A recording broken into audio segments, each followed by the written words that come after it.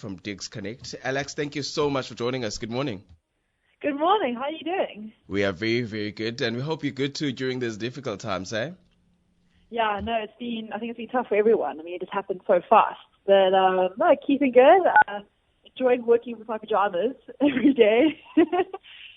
Alexa, we're having a conversation here about the readiness of residence owners or property owners, basically the student accommodation industry, especially now that we're going into the lockdown level 3 on the 1st of June. And it's been said that a number of students are expected to be returning to campuses. And we know how much of a strain this might mean for the student accommodation industry. From your end, what do you think this means for you? Yeah, I mean, it's been really tough for landlords. I think it was the uncertainty that really, made it so tough for landlords and for accommodation providers and for students because, we didn't know how long the lockdown was going to last. And so for a lot of students, they had to turn back, to their parents' houses, and for them it wasn't feasible to keep paying rent. So a lot of students canceled their leases, and their landlords were kind of stuck, with canceled leases, empty rooms, and uncertain about what was going on. So now that we have, feedback from the government on this, I think it's been really quite a relief for a lot of landlords. And then they gave a speech on Saturday, and he said that basically there's going to be a tiered approach to students returning to campus. So as you said, 1st of June, we're going into level 3, which is super exciting. And what that means is that 33% of students can now return to campus and to residences. And these students are your final year students, your clinical students, students that need to be in labs, students that need kind of support. So that's happening on the 1st of June. And I think the relief there is that students that are in private residences now are going to have to return obviously to their digs, their flats, their private residence, whatever it is, and take up those leases again. So for landlords, I think it's going to be a huge relief. And then as soon as you go into level 2, 66% of students are returning. So it's now first years. And other students that need, more support from university equipment. So then now can then expect, kind of the next wave to come back again. So it's interesting. So I think most landlords kind of, they have their big intake in January each year. Students kind of sign a lease for the year because academic year. And now there's kind of been 2 intakes. There was one in January and now again happening in June, July, and August. Yeah, Alex, I want you to please just explain to us what DigsConnect is and what do you guys do before I actually ask you a question of what do you think could be the strategy going forth with implementing changes in residences when it comes to the readiness for the return of students. What do you guys do? So DigsConnect started, we're a student accommodation marketplace, kind of like Airbnb, but just for student housing. And I actually started when I was at university myself, when I was at UCT, and I was in the SRC, and my portfolio was student housing. And so students were coming to me saying, like they do across the whole country, how do we find a place to stay? Where do I go to find a place? Because often, if you go to general property listing websites, they don't want to take students in, or it's too expensive. And if you go and just, look at posters on campus, often those properties, they don't know if they're safe, they don't know if they're legit. So there's no kind of go-to place. And there was a problem that I was facing, my friends were facing, and everyone at UC was facing. And so I built DigsConnect just to list good, quality, affordable student accommodation that was close to universities. And it just picked up. I mean, for landlords, it was great because they could, list their student accommodation. They use students to go on the website to find it. And just matches up landlords and students. And now we operate across South Africa. So PE, Grahamstown, Cape Town, Stellenbosch, Joburg, Pretoria, all across. And, yeah, we list about 70,000 beds now across the country. So a huge range of people coming to the platform looking for a place to stay, whether it's everything from, a spare room in someone's house to an apartment to your traditional student communes with diggers, even large-scale residences. Okay, so Alex, are you, as DigsConnect, are you then concerned about the precautionary measures that residences are going to be taking as students are going to be coming back to universities and, of course, residences during this level 3 lockdown?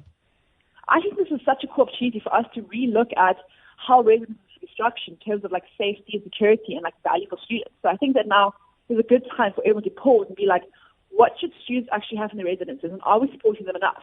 And one thing we do at DigsConnect, for example, is we're reaching out to all our landlords and we're saying, what corona-ready hygiene practices have you put in place at your residence? Yeah. And then we'll update your listing on DigsConnect to say that. So then you'll have a little badge saying, okay, this landlord has now, let's say, installed hand sanitizers every door. This landlord has made sure that there's less students sharing a bathroom.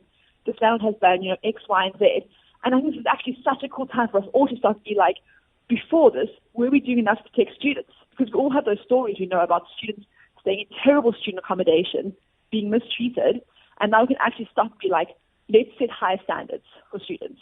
And this is a great time for us to do that. So that's what we're going to DigsConnect, is we are going to start introducing that, and it has it on the listings, showing this property meets the standards, the hygiene standards.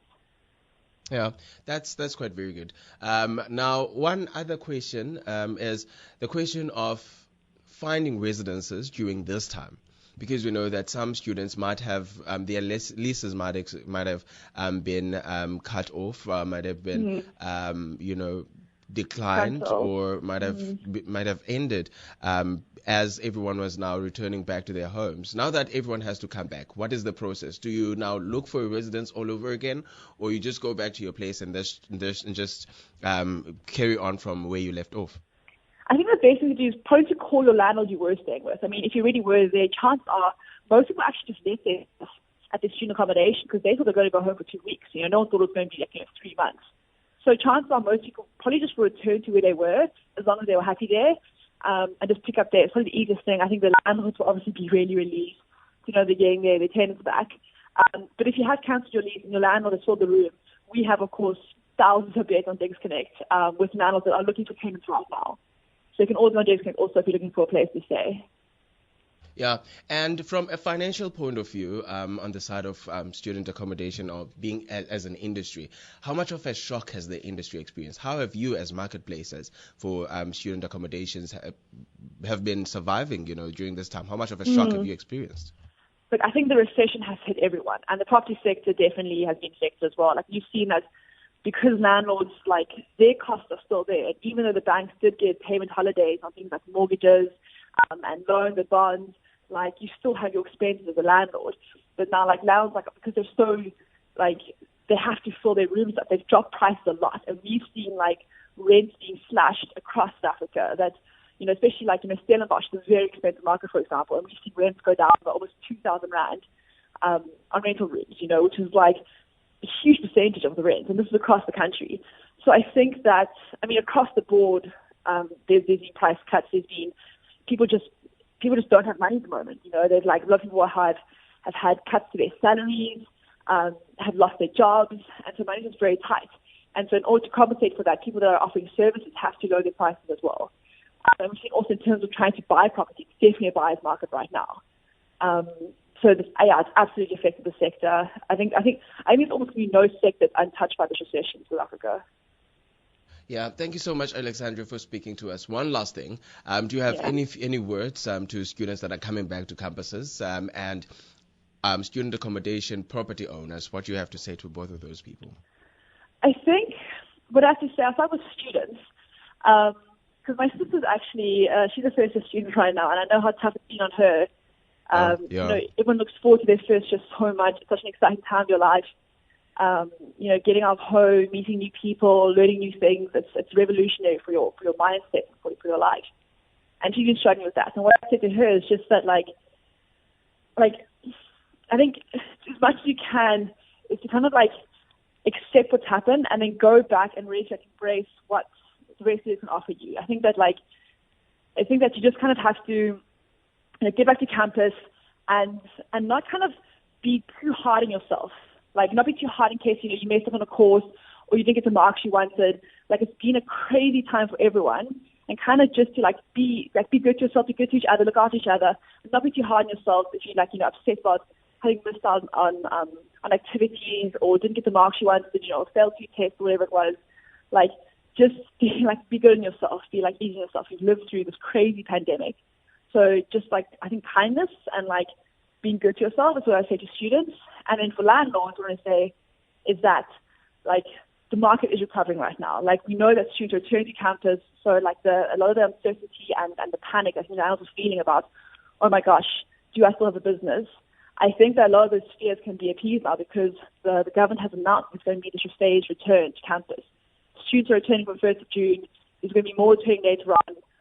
We obviously can't shut down universities indefinitely. We can't bring our education system to a halt. We have to get the education system for South Africa up and running again. That's how we build our country up. So for landlords, we know that universities will open again. So it's been a tough couple months, but I think things are going to get better for the housing market. Very well said, Alexandria Procter, speaking to us there about the coming back of students during this lockdown level 3. Thank you so much, Alex, for speaking to us. Thank you so much. Enjoy the rest of your day. That's it. Thank you so much. Stay safe. This is the Law Show on Madiba's Radio. Wow, I almost said the Lock Show. 11:45 on Madiba's Radio.